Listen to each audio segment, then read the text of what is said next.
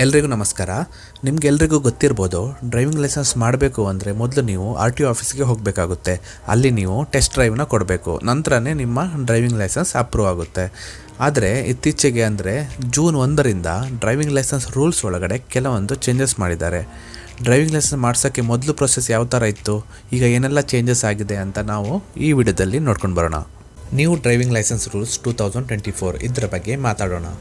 ಮೊದಲು ರೂಲ್ಸ್ ಹೇಗಿತ್ತು ಅಂದರೆ, ನಿಮಗೆ ಡ್ರೈವಿಂಗ್ ಲೈಸೆನ್ಸ್ ಪ್ರೊವೈಡ್ ಮಾಡೋ ಜವಾಬ್ದಾರಿ RTO ಅಂದರೆ ರೀಜನಲ್ ಟ್ರಾನ್ಸ್ಪೋರ್ಟ್ ಆಫೀಸ್ ಅವರದ್ದಾಗಿತ್ತು. ನೀವು ಈ ಫೋಟೋದಲ್ಲಿ ಕಾಣ್ತಿರೋ ಹಾಗೆ ಈ ಥರ ಡ್ರೈವಿಂಗ್ ಟೆಸ್ಟ್ನ RTO ಆಫೀಸಲ್ಲಿ ಕೊಡಬೇಕಿತ್ತು.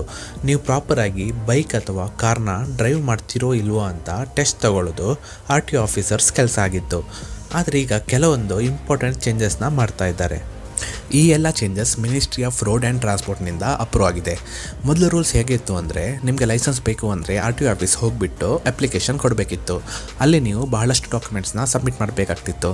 ಆದರೆ ಕೆಲವರ ಹತ್ರ ಕರೆಕ್ಟಾಗಿ ಎಲ್ಲ ಡಾಕ್ಯುಮೆಂಟ್ಸ್ ಇರ್ತಿರಲಿಲ್ಲ. ಇನ್ನು ಕೆಲವರ ಅಪ್ಲಿಕೇಶನ್ ತುಂಬ ಟೈಮ್ನಿಂದ ಪೆಂಡಿಂಗ್ ಇರ್ತಿತ್ತು. ಅಂಥವ್ರು ಏನು ಮಾಡ್ತಿದ್ರು ಅಂದರೆ, ಅಲ್ಲಿ ಲಂಚ ಕೊಡ್ತಿದ್ರು. ಆವಾಗ ಅಲ್ಲಿ ಕರಪ್ಷನ್ ಸ್ಟಾರ್ಟ್ ಆಗ್ತಿತ್ತು.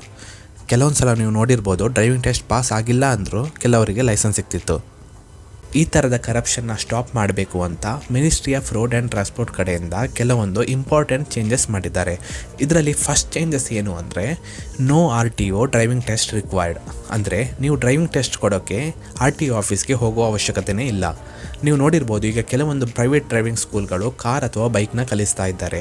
ಸೊ ಇಂಥ ಕೆಲವೊಂದು ಡ್ರೈವಿಂಗ್ ಸ್ಕೂಲ್ಗಳನ್ನು RTO ಕಡೆಯಿಂದ ಸರ್ಟಿಫೈ ಮಾಡ್ತಾ ಇದ್ದಾರೆ ಅಥವಾ ಸರ್ಟಿಫಿಕೇಷನ್ ಕೊಡ್ತಾ ಇದ್ದಾರೆ.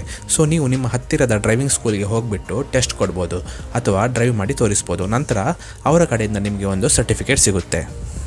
ಈಗ ನಿಮ್ಮ ಮನಸ್ಸಲ್ಲಿ ಒಂದು ಡೌಟ್ ಬಂದಿರ್ಬೋದು, ಈ ಥರ ಡ್ರೈವಿಂಗ್ ಸ್ಕೂಲ್ಗಳು ತುಂಬಾ ಇದೆ, ನಾವು ಎಲ್ಲ ಬೇಕಾದರೂ ಟೆಸ್ಟ್ ಕೊಡ್ಬೋದಾ ಅಂತ. ಆದರೆ ಇಲ್ಲಿ ಡ್ರೈವಿಂಗ್ ಸ್ಕೂಲ್ಗಳಿಗೆ ಕೆಲವೊಂದು ಕಂಡೀಷನ್ನ ಕೊಟ್ಟಿದ್ದಾರೆ. ಆ ಎಲ್ಲ ಕಂಡೀಷನ್ನ ಡ್ರೈವಿಂಗ್ ಸ್ಕೂಲ್ ಮ್ಯಾಚ್ ಮಾಡಿದರೆ ಮಾತ್ರ RTO ಕಡೆಯಿಂದ ಅವರಿಗೆ ಸರ್ಟಿಫಿಕೇಷನ್ ಸಿಗುತ್ತೆ. ಆ ಕಂಡೀಷನ್ ಯಾವುದೆಲ್ಲ ಅಂದರೆ, ನಂಬರ್ 1, ಡ್ರೈವಿಂಗ್ ಸ್ಕೂಲ್ಗೆ ಮಿನಿಮಮ್ 2 ಎಕರೆ ಜಮೀನು ಇರಬೇಕು. ಡ್ರೈವಿಂಗ್ ಟೆಸ್ಟ್ ತಗೊಳ್ಳೋಕ್ಕೆ ಡ್ರೈವಿಂಗ್ ಸ್ಕೂಲ್ ಕಡೆಯಿಂದ ಅವರಿಗೆ ಸ್ವಂತ 2 ಎಕರೆ ಲ್ಯಾಂಡ್ ಇರಬೇಕು. ನಂಬರ್ 2, ಯಾರು ಡ್ರೈವಿಂಗ್ ಕ್ಲಾಸ್ ತಗೊಳ್ತಾರೋ ಅವರ ಮಿನಿಮಮ್ ಎಜುಕೇಷನ್ ಹೈಸ್ಕೂಲ್ ಪಾಸ್ ಆಗಿರಬೇಕು. ಹಾಗೆಯೇ ಆ ವ್ಯಕ್ತಿಗೆ 5 ವರ್ಷ ಡ್ರೈವಿಂಗ್ ಎಕ್ಸ್ಪೀರಿಯನ್ಸ್ ಇರಬೇಕು. ನಂಬರ್ 3, ಲೈಸೆನ್ಸ್ ಬೇಕಾಗಿರೋರು 1 ಮಂತ್ ಡ್ರೈವಿಂಗ್ ಕ್ಲಾಸ್ನ ಅಟೆಂಡ್ ಮಾಡಬೇಕಾಗುತ್ತೆ.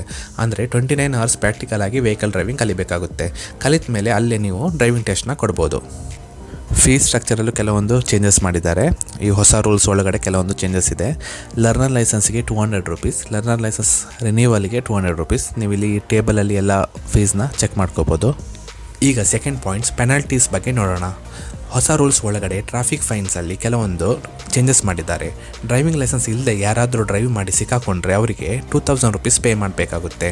ಹಾಗೆಯೇ ಯಾರಾದರೂ ಮೈನರ್ಸ್ ಡ್ರೈವಿಂಗ್ ಮಾಡಿ ಸಿಕ್ಕಾಕೊಂಡ್ರೆ 25,000 ರೂಪೀಸ್ ಫೈನ್ ಹಾಕ್ತಾರೆ.